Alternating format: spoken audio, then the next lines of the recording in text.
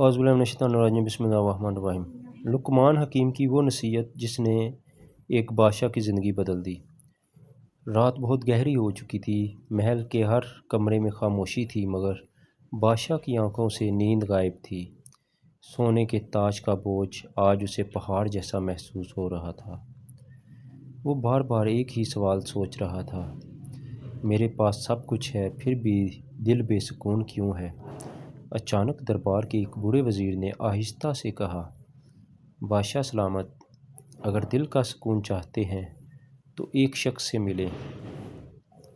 وہ نہ بادشاہ ہے نہ وزیر، مگر دانائی میں سب سے بلند ہے۔ بادشاہ نے بے چینی سے پوچھا، کون؟ وزیر نے جواب دیا، لقمان حکیم۔ لقمان؟ یہ نام سنتے ہی بادشاہ چونکا۔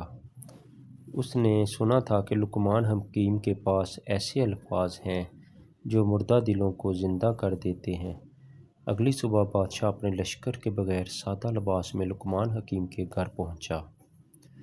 وہ حیران رہ گیا، نہ کوئی محل، نہ خادم، نہ شان و شوکت۔ ایک چھوٹا سا گھر، اور باہر ایک بوڑھا شخص لکڑیاں ترتیب دے رہا تھا۔ بادشاہ نے پوچھا، کیا آپ ہی لقمان ہیں؟ بوڑھے نے مسکرا کر کہا، لوگ مجھے اسی نام سے پکارتے ہیں۔ بادشاہ بیٹھ گیا اور بولا، میں بہت پریشان ہوں، میرے پاس دولت، طاقت، فوج، سب کچھ ہے، مگر دل بے چین ہے۔ مجھے سکون چاہیے۔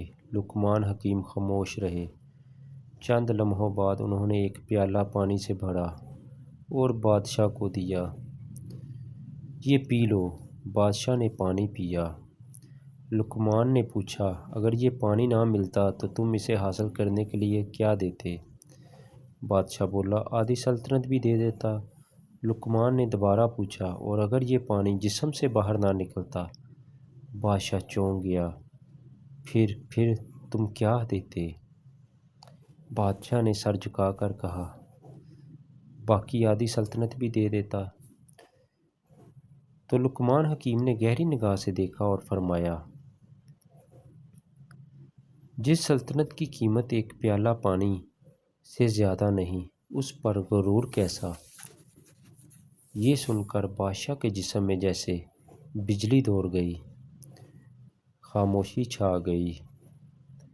لیکن اصل سبق ابھی باقی تھا۔ بادشاہ نے کہا، مجھے ایک ایسی نصیحت دیں جو میری زندگی بدل دے۔ لقمان حکیم نے 3 انگلیاں اٹھائیں، صرف 3 باتیں یاد رکھو۔ بادشاہ پوری توجہ سے سننے لگا۔ پہلی نصیحت، جب بولنا تو سوچ کر بولنا، کیونکہ تیر اور لفظ نکلنے کے بعد واپس نہیں آتے۔ بادشاہ کو فوراً یاد آیا کتنے لوگوں کو اس نے غصے میں سزا دی تھی۔ دوسری نصیحت، غصہ آئے تو فیصلہ مت کرنا، کیونکہ غصہ عقل کا چراغ بجھا دیتا ہے۔ بادشاہ کے دل پر یہ بات تیر کی طرح لگی۔ تیسری نصیحت، اور یہی سب سے بھاری تھی، لقمان حکیم نے آہستہ سے کہا، اپنے آپ کو پہچان لو، پھر تم اپنے رب کو پہچان لو گے۔ بادشاہ کی آنکھیں بھر آئیں۔ وہ بولا، میں نے ساری زندگی دوسروں پر حکومت کی، مگر کبھی اپنے نفس پر حکومت نہ کر سکا۔ لقمان حکیم نے کہا،